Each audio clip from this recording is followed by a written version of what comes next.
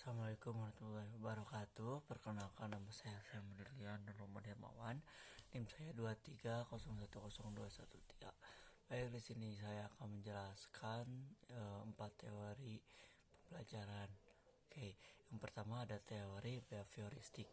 Konsep utama dari teori ini adalah bahwa belajar merupakan perubahan perilaku yang dapat diamati dan diukur sebagai hasil dari interaksi antara stimulus dan respons. Nah, prinsip-prinsipnya itu prinsip kuncinya ada penguatan atau reinforcement, terus ada hukuman, punishment, dan juga pembiasaan atau drill. Nah, implikasi dalam pembelajarannya, guru berperan sebagai pengendali stimulus, terus juga evaluasi menekankan pada hasil atau proses. Nah, yang kedua itu ada teori kognitif.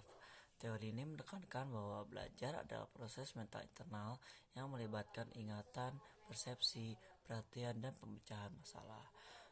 Ciri khas teori ini yaitu yang pertama ada menekankan makna dan struktur pengetahuan. Terus juga belajar berproses untuk membangun pengetahuan baru dan membangun informasi baru dalam pengetahuan sebelumnya. Nah, terus implikasi dalam pembelajarannya itu ada yang pertama, guru membimbing proses berpikir peserta didik. Terus juga penggunaan strategi seperti peta konsep dan media visual.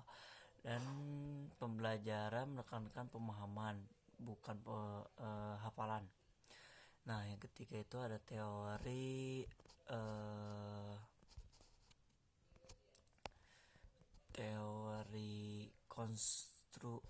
konstruktivistik.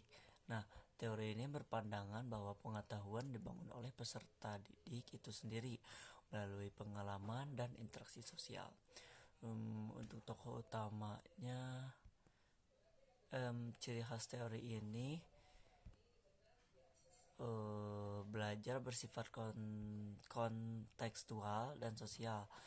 Terus juga siswa aktif membangun makna dari pengalaman mereka. Terus juga guru sebagai fasilitator dan bukan pusat informasi.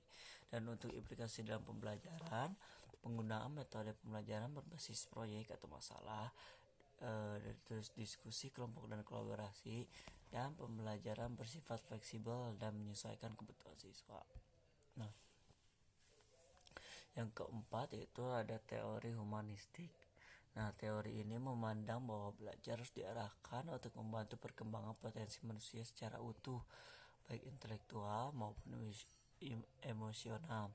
Nah, ciri khas teori ini yang pertama lebih menekankan pada kebutuhan dasar dan aktualisasi diri. Yang kedua ada suasana belajar yang positif dan menghargai siswa. Dan yang ketiga, relasi yang harmonis antara guru dan siswa.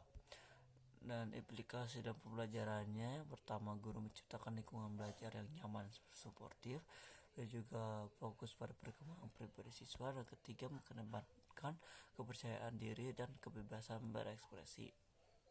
Dan sebagai kesimpulannya, keempat teori pembelajaran ini memberikan landasan yang kuat dalam praktik pembelajarannya. Behavioristik cocok untuk pembentukan kebiasaan dan keterampilan dasar. Terus kognitif menekankan proses berpikir dan pemahaman. Dan konstruktivistik menekankan pada pembelajaran yang aktif dan kolaboratif. Dan humanistik memperhatikan aspek emosional dan kebutuhan siswa. Nah, dari empat tersebut, saya yang lebih cocok dari saya untuk metode pembelajaran itu memakai teori humanistik, karena saya kalau pengen belajar si suasana hatinya harus good dulu moodnya. Karena kalau misalkan mood saya lagi sedih atau lagi apa, mungkin saya tidak akan masuk sama sekali mau belajarnya, jadi tidak akan masuk. Jadi saya emang harus moodnya bagus, terus juga harus nyaman dulu. Nah, itu agar pembelajaran saya lebih